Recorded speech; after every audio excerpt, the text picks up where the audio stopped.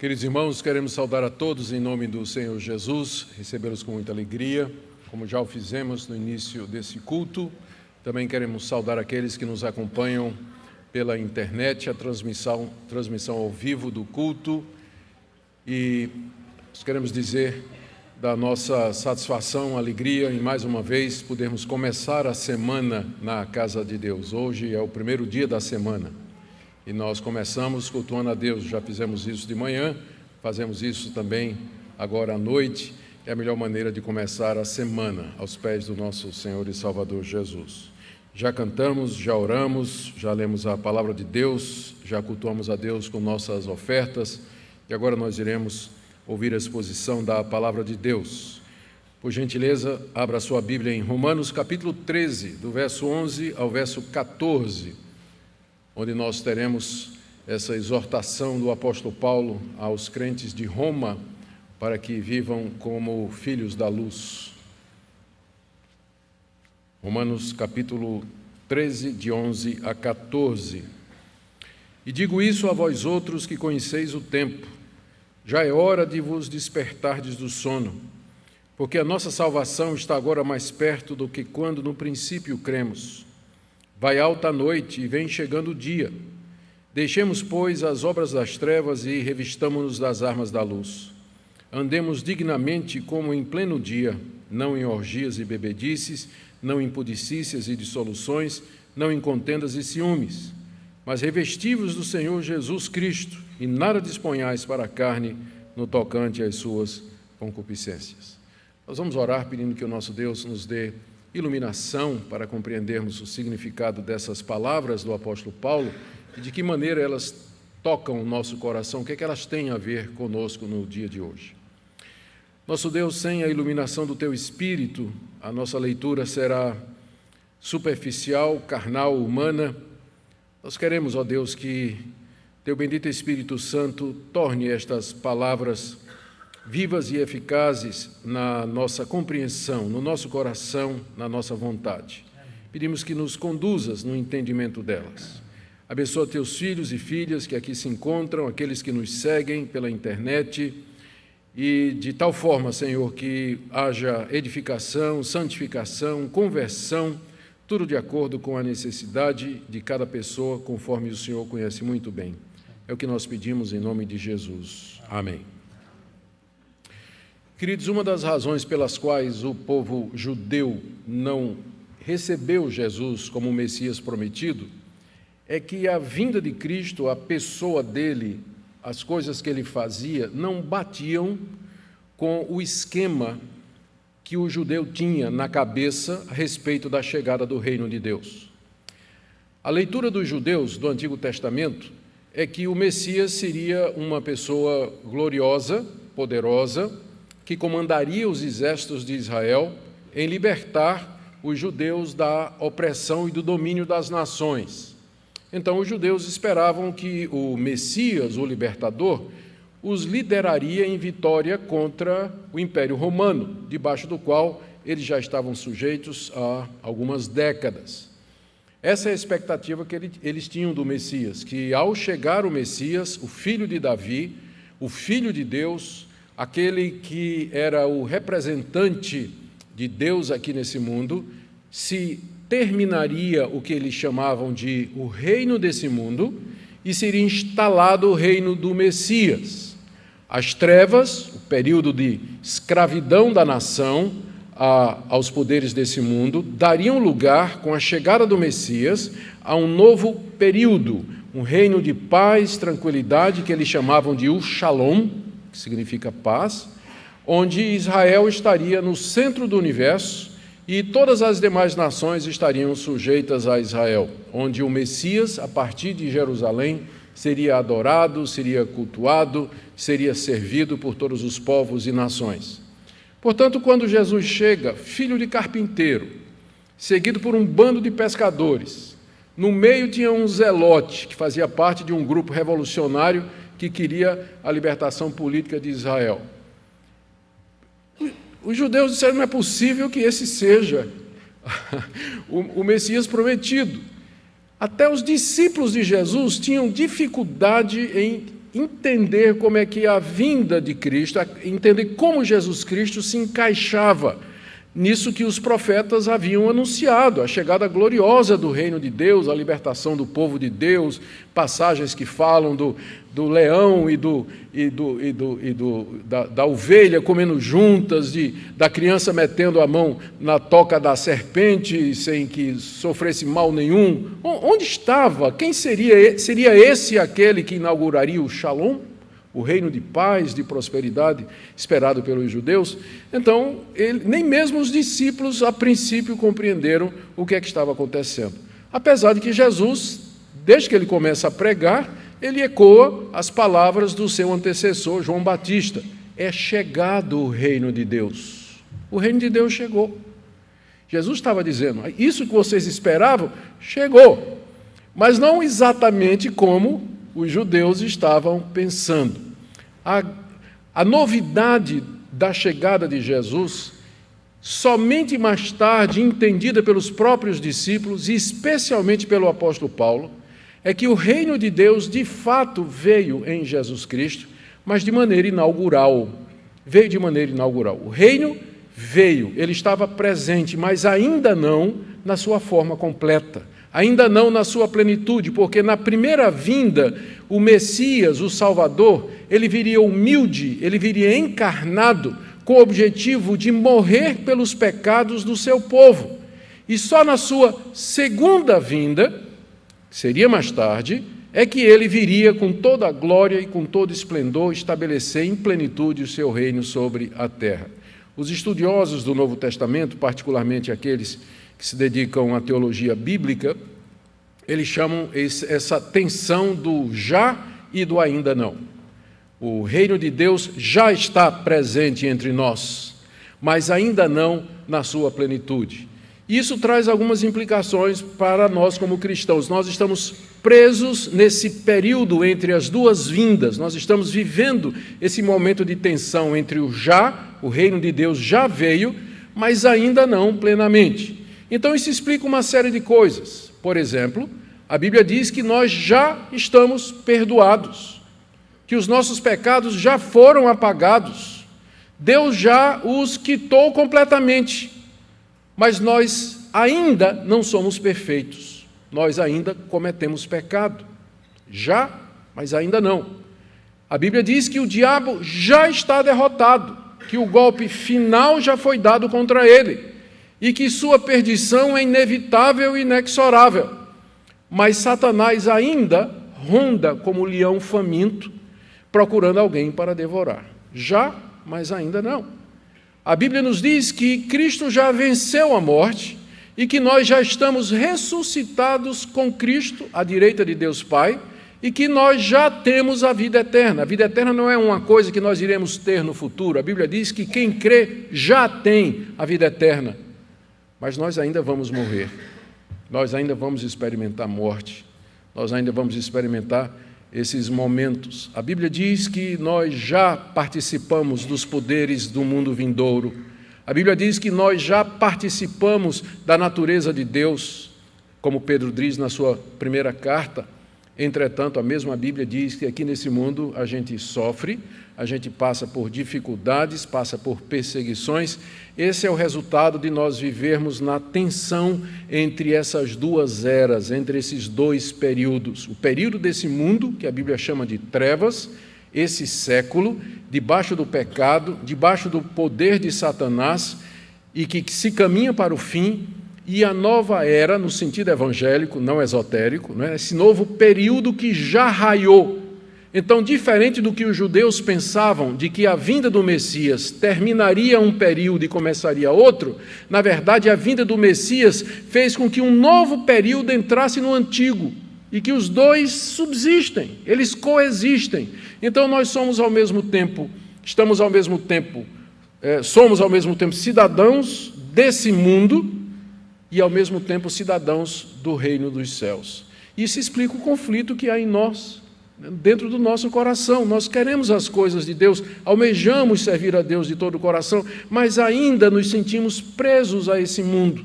As coisas do presente século nos atraem, nos atrapalham e complicam a nossa vida com frequência. Então, quando o crente compreende isso, que ele é cidadão de dois mundos, que ele vive onde a nova realidade se encontra com a antiga, é que ele pode entender uma série de coisas. Ele pode entender por que ele é assim, por que o mundo é assim, e por que Deus às vezes parece não agir, e por que as promessas de Deus parecem não ter um cumprimento tão claro e verdadeiro. É porque nós estamos presos entre o já e o ainda não. As trevas, a noite já vai alta, embora os primeiros raios da madrugada já iluminam as densas trevas desse mundo. Nós vivemos exatamente nesse período entre as duas vindas de Cristo. A primeira, onde ele inaugurou o reino, e a segunda, quando ele então o trará em profundidade. É exatamente esse o ponto do apóstolo Paulo aqui, é essa perspectiva, é o conhecimento desse tempo que embasa a exortação do apóstolo Paulo para que os crentes de Roma se despertem do sono, porque o dia já está chegando, a noite já vai alta, quer dizer, a noite já está quase passando. E a vinda de Cristo, quando o dia vai chegar na sua plenitude, se aproxima. Então nós temos que viver não como pessoas da noite, mas como pessoas que aguardam a chegada do dia, madrugadores, vivendo em pleno dia da maneira como Deus deseja. O alvo de Paulo nessa passagem, então, é despertar os crentes de Roma para a consciência do momento em que nós estamos vivendo, que eles estavam vivendo, e nós muito mais, não é? Porque faz 2000 anos que Paulo escreveu essa carta, para que, com base nisso, nós possamos fazer tudo aquilo que Paulo aqui nos ensina nos capítulos anteriores. Então, eu quero ver com vocês, em primeiro lugar, a relação dessa passagem aqui com tudo o que Paulo já disse antes. Depois, a ordem dele no verso 11, é hora de vocês despertarem do sono. Depois, os dois motivos que ele dá para isso, final do verso 11 e o verso 12. O primeiro motivo é nossa salvação está mais perto agora do que no começo, e o segundo motivo é que já vai alta a noite e o dia está chegando. E de que maneira nós podemos obedecer isso na prática? Ele faz três contrastes aqui. Primeiro, deixar as obras das trevas e nos vestir das armas da luz, final do verso 12. No verso 13, vamos andar como de dia e não como aquilo que as pessoas fazem de noite. E o terceiro contraste, no verso 14, revistam-se do Senhor Jesus e não deem qualquer oportunidade à carne. Então, é uma passagem muito rica, é uma passagem que traz um apelo para que nós vivamos alertas, e uma curiosidade foi essa passagem que Deus usou para converter Agostinho. Agostinho, famoso pai da igreja, viveu no século IV. Agostinho era, a princípio, era filho de uma mulher muito piedosa, que orava a Deus por ele, se desviou, não é? A mãe de Agostinho orava por ele, era uma mulher crente, mas Agostinho se desviou dos caminhos de Deus muito cedo, e ele se tornou filósofo, seguiu diversas filosofias da época, procurando a verdade. Finalmente, já com uma certa idade, por volta aí dos 40 anos de idade, não achando resposta para as indagações do seu coração, um dia lá em Milão, na casa de um amigo, no jardim da casa de um amigo, angustiado, sem encontrar respostas, ele diz que ouviu uma voz de criança que dizia em latim, tolle lege, que significa pega e lê. Ele ouviu aquilo, olhou de lado, tinha uma Bíblia, ele pegou e leu. Adivinha o que é que ele leu? Romanos 13, versos 13 e 14. Andemos dignamente em pleno dia, não em orgias como ele vivia, mas revestivos do Senhor Jesus. E foi ali que Agostinho se converteu. Esse texto tem essa história ligada a ele. Agostinho depois se tornou um dos grandes homens de Deus da história da igreja. Ele enfrentou hereges, falsos profetas, publicou livros e escreveu, de todos o mais famoso, as Confissões de Agostinho, onde ele mostra as lutas que ele tinha com o pecado, com o seu próprio coração e os desejos sinceros que ele tinha de louvar e de adorar a Deus. Espero que essa passagem tenha também um efeito abençoador na sua vida hoje à noite, como teve na vida de Agostinho. Então, em primeiro lugar, vamos ver a conexão desse texto com tudo que nós estamos vendo até agora, já que nós estamos fazendo uma exposição em série na Carta aos Romanos. A conexão é a palavra isto, no verso 11. E digo isto a vós outros que conheceis o tempo. O isto aqui é tudo que Paulo falou antes. Ele, desde o capítulo 12, ele vem trazendo orientações práticas para os cristãos em Roma. E vocês lembram do que é que ele diz? Ele fala no capítulo 12 que nós temos que apresentar os nossos corpos a Deus como sacrifício vivo, santo e agradável. Nós temos que renovar a nossa mente e não nos conformar com esse mundo. Ele diz que nós não podemos pensar de nós mesmos além do que convém, que nós temos que usar os nossos dons espirituais de acordo com a medida da fé que Deus nos deu. Depois, no capítulo 12, a partir do 9, ele começa a falar a respeito da necessidade de nós amarmos o próximo, amarmos o nosso inimigo e, acima de tudo, amarmos a Deus. Ele vai até o verso 21 do capítulo 12. No capítulo 13, ele falou do dever de nós obedecermos à autoridade, o que leva ele a dizer no final do verso 7 e entrando no verso 8, que nós não temos que ficar devendo nada a ninguém. Ele está pensando nos tributos, que nós temos que pagar à autoridade, à exceção do amor, que é uma dívida perene e constante, e que foi a última mensagem que nós pregamos aqui. E tudo isso que ele falou, Paulo diz: eu estou dizendo a vocês que conhecem o tempo. Ou seja, estas orientações, essas exortações, eu não estou dando ao mundo ou a pessoas que são ignorantes da verdade de Deus, mas a vocês que conhecem o tempo.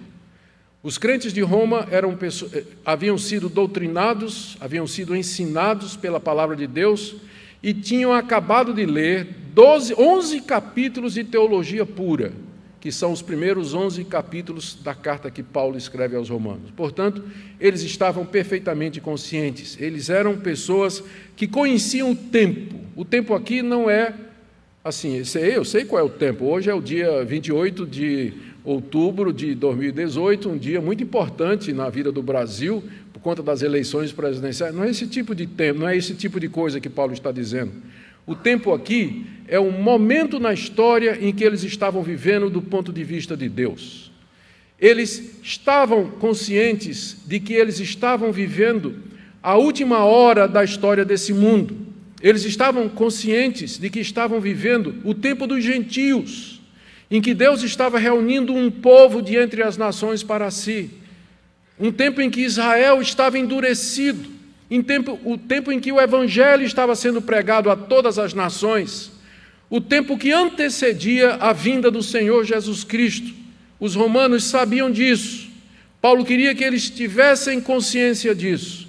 Eu creio que boa parte dos problemas que nós enfrentamos na igreja, nós como cristãos, é que nós não temos consciência, nós não vivemos conscientes do momento em que nós estamos vivendo.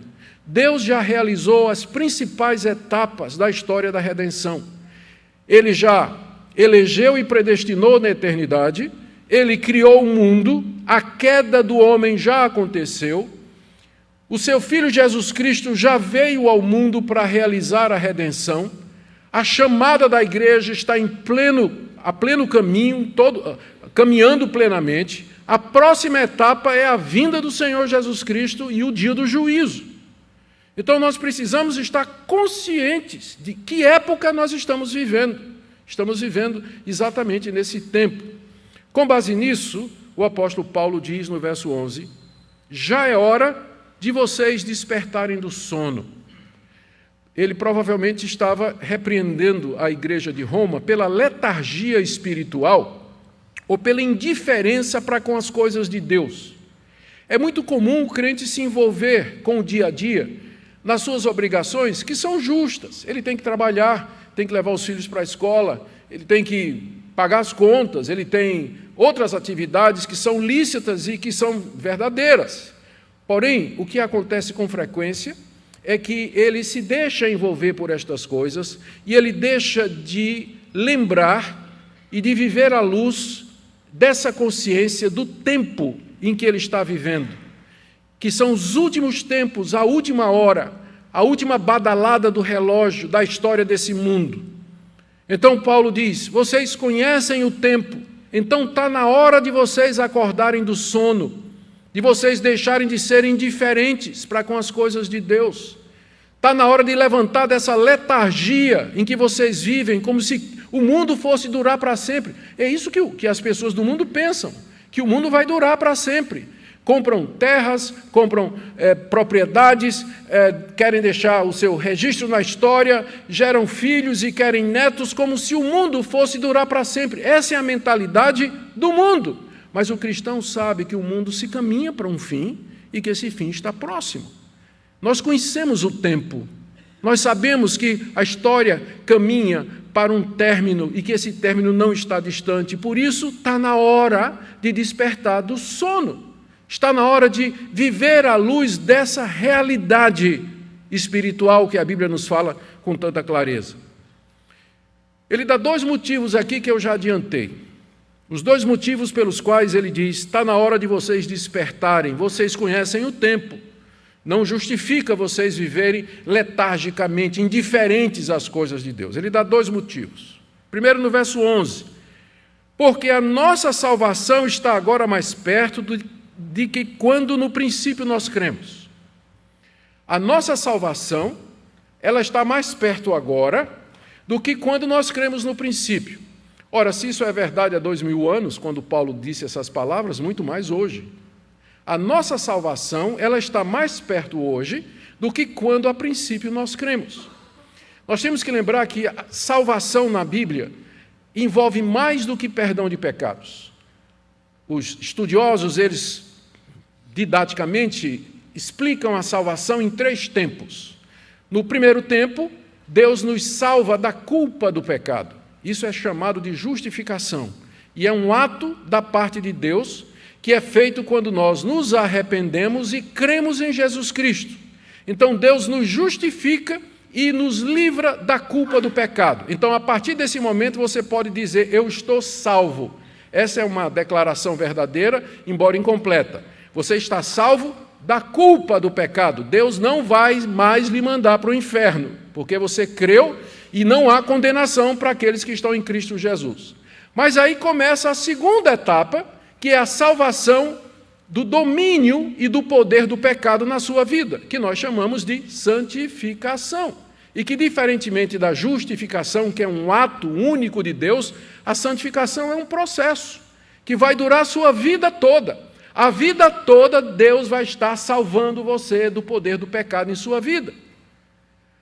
Através dos meios de graça, através da correção, que é feita pela palavra de Deus, através de irmãos que Deus vai trazer, através do sofrimento, através da tribulação, Deus vai quebrando o poder do pecado na sua vida. Você vai aprender a não mentir, você vai aprender a não cobiçar as coisas dos outros, você vai aprender a ficar contente e feliz em toda e qualquer situação, você vai aprender a dar graças a Deus em todas as coisas, você vai aprender a amar o próximo como a você mesmo. Isso é um aprendizado que dura a vida toda. Então, nesse sentido, você ainda está sendo salvo.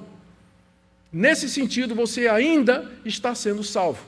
E agora tem a terceira etapa, quando Deus vai nos livrar da presença do pecado em nosso coração. É isso que nós chamamos de glorificação.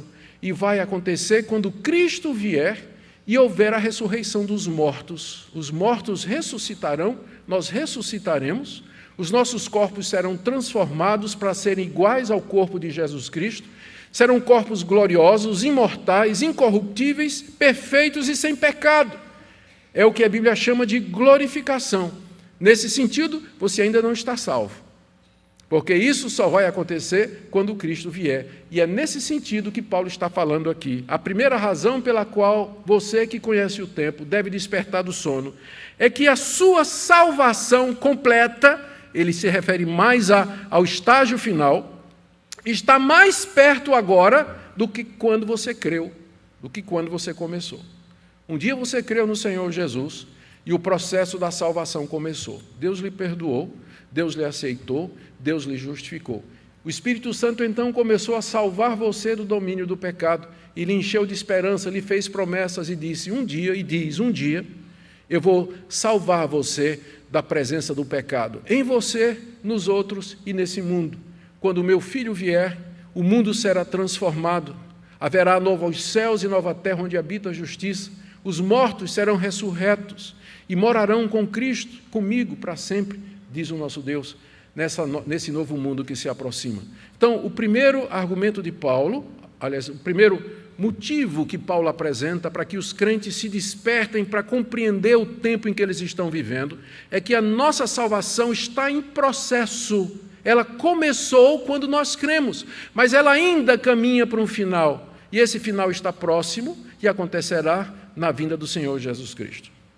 A segunda razão que Paulo apresenta aqui, para a ordem do verso 11, está no verso 12. Ele está dizendo mais ou menos a mesma coisa, mas com outras palavras. Ele diz: vai alta a noite e vem chegando o dia. A noite a que ele se refere é o tempo desse mundo. É chamado de noite porque está relacionado com trevas, com escuridão, que são metáforas que a Bíblia usa para falar do pecado do homem, a sua ignorância de Deus, a rebelião dos seus corações e também do fato de que boa parte das obras más geralmente se faz à noite, em oculto, em segredo. Então, a noite já vai alta, quer dizer, está terminando a noite. Daqui a pouco ela vai chegar ao fim. Ou seja, esse mundo, como a noite, vai terminar. E o dia, diz o apóstolo Paulo, já está chegando, porque inclusive a luz do mundo já veio. Cristo, quando se apresentou aos judeus, ele disse: eu sou a luz do mundo. Então a luz já brilha. Os primeiros raios do novo dia já brilham ao nosso redor, dissipando as trevas, embora não plenamente. Aqui Paulo está falando dessa intrusão do dia nas trevas. Não é uma separação estanque. A noite acaba e o dia raia. Mas a gente sabe que as duas coisas se misturam. A noite vai terminando e o dia vai começando. É o que a gente chama de madrugada, não é? É o que a gente chama de madrugada. Então, nós estamos vivendo na madrugada, no amanhecer desse novo período que Deus fará nesse mundo, o novo céu e nova terra inaugurados com a vinda do Senhor Jesus, quando o seu reino será implantado plenamente. Então, nós temos dois motivos para nós despertarmos do nosso sono. O primeiro é esse, que a nossa salvação está em processo, é incompleta, mas ela se aproxima do final. Segundo, que a noite desse mundo já está passando, que o novo dia já raiou, que o reino de Deus já está entre nós. E nós vivemos então na expectativa de que esse dia chegue logo, porque nós não queremos viver na madrugada, mas queremos viver em pleno dia. Primeiro, Paulo deu a ordem, no verso 11, está na hora de despertar. Depois ele deu dois motivos para isso. A nossa salvação está mais perto agora do que era antes e a noite já vai alta e o dia já está raiando. E aí, final do verso 12 até o verso 14, ele fala de como nós devemos então viver como pessoas que conhecem o tempo e que estão conscientes de que nós estamos vivendo no apagar das luzes desse mundo e na chegada da nova realidade em Cristo Jesus. São três contrastes que ele faz. O primeiro no final do verso 12. Depois de dizer no verso 12, vai alta a noite e vem chegando o dia, ele diz, deixemos, pois, então, a conclusão prática, não é? Deixemos, pois, as obras das trevas e revistamo-nos das armas da luz. Então, à luz disso tudo, a primeira conclusão, orientação prática é essa: deixe as obras das trevas.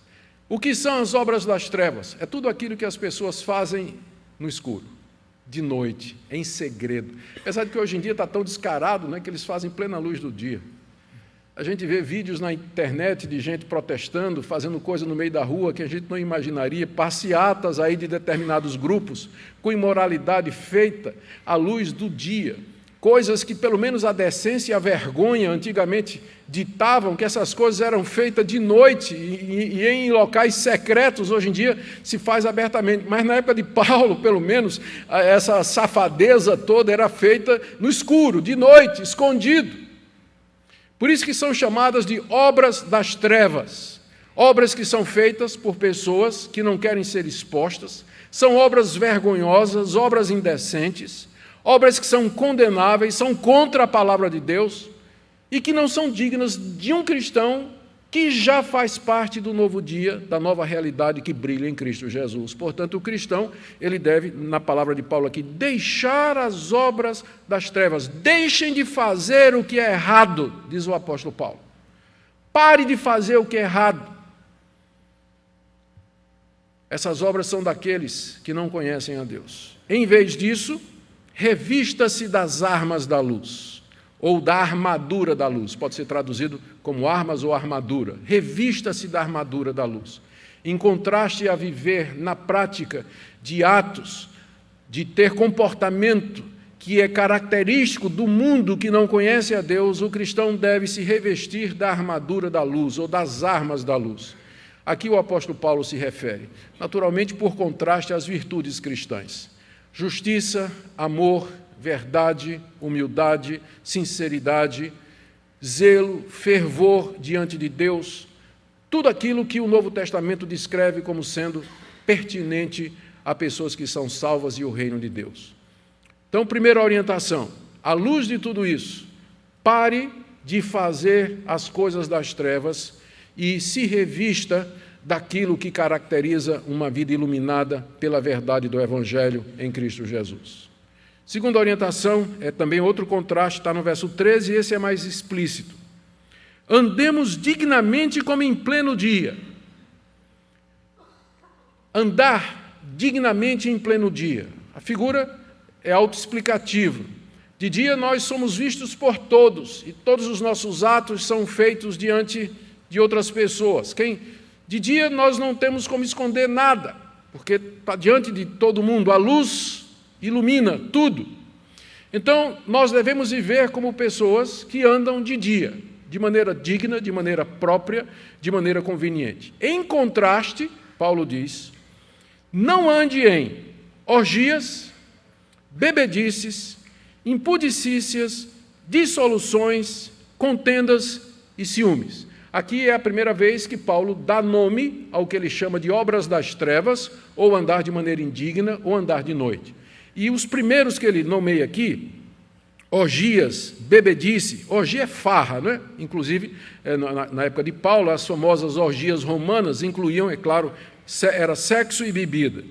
Então, não em farra, não em embriaguez, não em imoralidade sexual e dissolução, que seria depravação. Essas coisas caracterizavam o mundo greco-romano, onde estava a igreja de Roma, a quem Paulo escreve. Os relatos que nós temos da degradação da sociedade romana são muitos.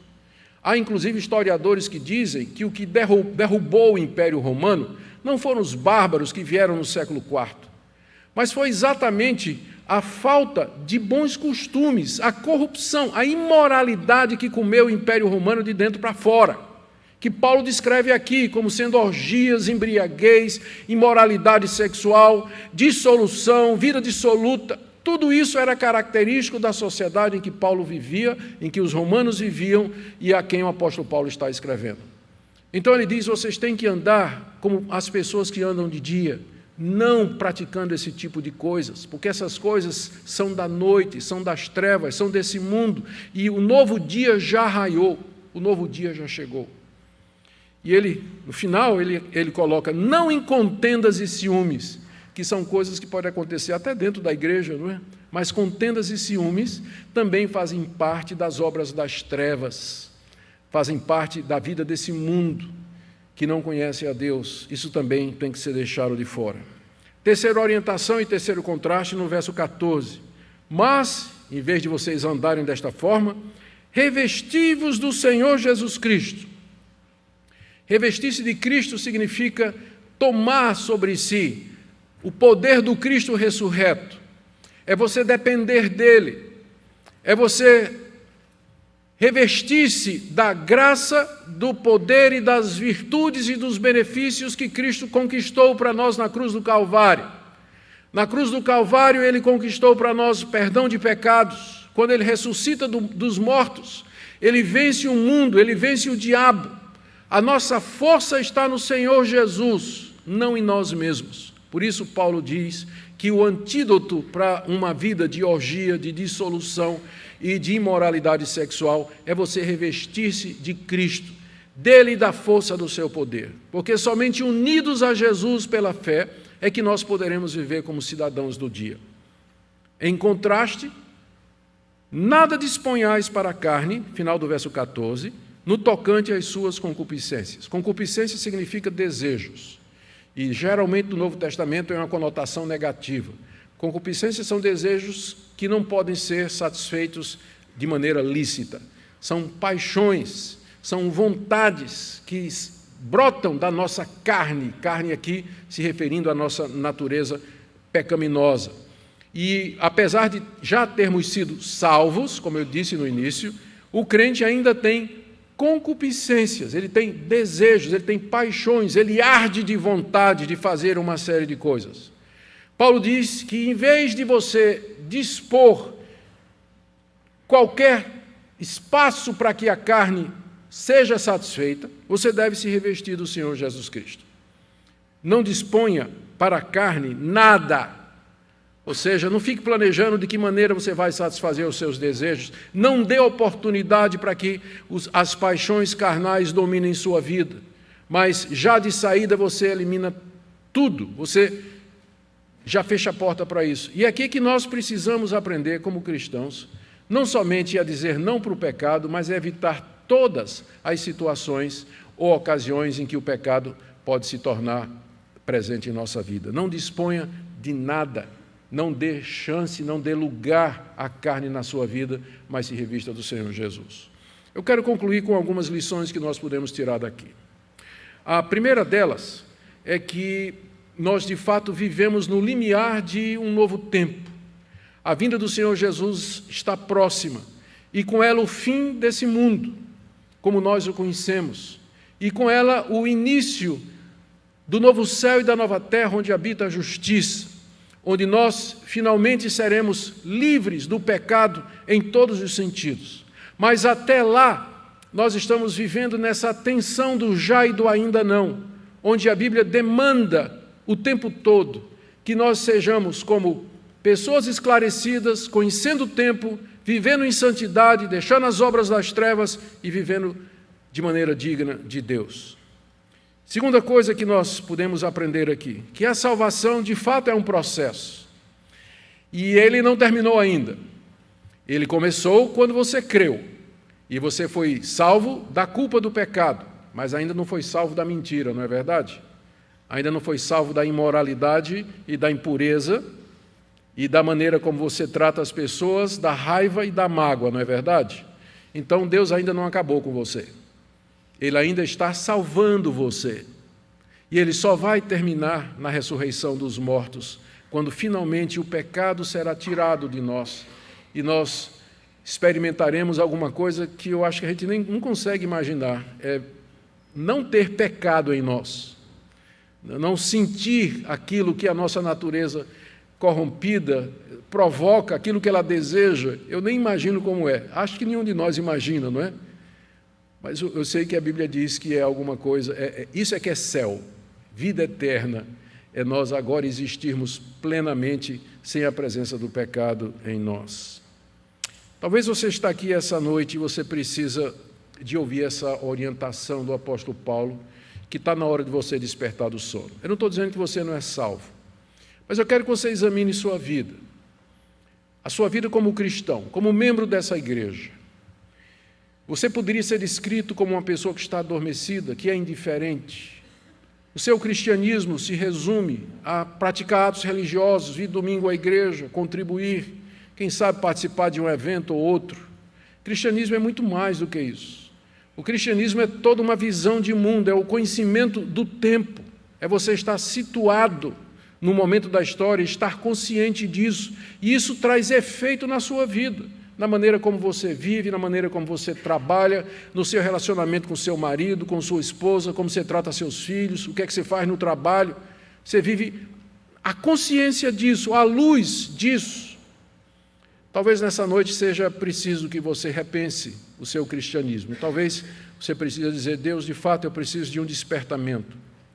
Talvez a igreja precise de um despertamento. É hora de despertar do sono. Há tanta coisa a ser feita, o tempo é breve, nós não sabemos quanto tempo nós teremos. Nós não sabemos quanto tempo até a vinda do Senhor Jesus. Há muito a ser feito. E cada um de vocês, eu e cada um de vocês, nós temos participação no reino de Deus, na sua igreja, e temos coisa para fazer. E temos coisa para fazer. Não se justifica que nós, sabendo o tempo, nós estejamos vivendo como se isso fosse durar para sempre, como se fosse assim a vida toda, sem essa urgência escatológica da vinda de Cristo e da necessidade de servi-lo. Que nessa noite Deus fale ao seu coração. Talvez você esteja dizendo, pastor, eu queria muito, de fato, viver uma vida nova, desperta para Cristo. Como é que eu me revisto dele? Como é que eu, de fato, me aposso dessas realidades? Paulo vem explicando isso desde o capítulo 12, não é? Desde o capítulo 12 ele vem falando a respeito disso. Eu creio que em termos práticos você pode começar com sua vida devocional, lendo a sua Bíblia todo dia, gastando tempo em oração. Em vez de você gastar aquele tempo lá no Netflix, não é? Ou no YouTube, menos vendo os sermões que a gente prega, né? Tirando isso, vendo outras coisas lá, você tira tempo para ler a palavra de Deus, para buscar o Senhor Jesus, gastar um tempo em oração. Não somente participe dos cultos, mas se envolva. Há grupos que se reúnem durante a semana, grupos de discipulado, grupos de comunhão. Se não tem nenhum perto da sua casa, forme um, abra a sua casa e diga, pastor, eu quero abrir minha casa para ter um grupo de comunhão, de estudo durante a semana, eu preciso de fortalecimento, eu quero me envolver. Eu sei que a igreja tem projetos sociais, projeto missionário, a igreja tem várias frentes de trabalho, e eu estou aqui meio que sonolento, sem fazer nada. Eu quero me envolver na obra de Deus, você é muito bem-vindo, tem trabalho para todo mundo, há muita coisa a ser feita, muita coisa a ser feita. É hora de nós despertarmos do sono. É hora de despertarmos do sono. Que Deus nos sacuda e nos acorde para que nós possamos servi-lo no raiar desse novo dia que se aproxima com a vinda do nosso Senhor Jesus. Fiquemos em pé, queridos, e vamos orar. Em seguida nós vamos cantar o hino 376, fazendo uma mudança aqui no boletim. O hino 376, que tem a ver com esse momento da nossa pátria, tem a ver com hoje, o dia das eleições, e nós vamos terminar com a bênção apostólica. Oremos. Ó Deus, desperta-nos do sono, porque já é hora. Nós conhecemos o tempo, não somos ignorantes, somos bem instruídos. Aqui, a maioria de nós, desde criança. E nós não queremos, ó Deus, sermos apanhados de surpresa naquele dia, estar dormindo como o mordomo infiel da parábola que o Senhor contou. Mas desperta-nos, ó Deus, para que nós possamos nos envolver no Teu reino, de acordo com os dons que o Senhor nos deu. Obrigado pela Tua palavra, porque ela fala ao nosso coração. Oramos também pelo nosso país. Tenha misericórdia de nós e da Tua igreja, de que tenhamos liberdade para pregar o Teu Evangelho. Em nome de Jesus que nós pedimos. Amém.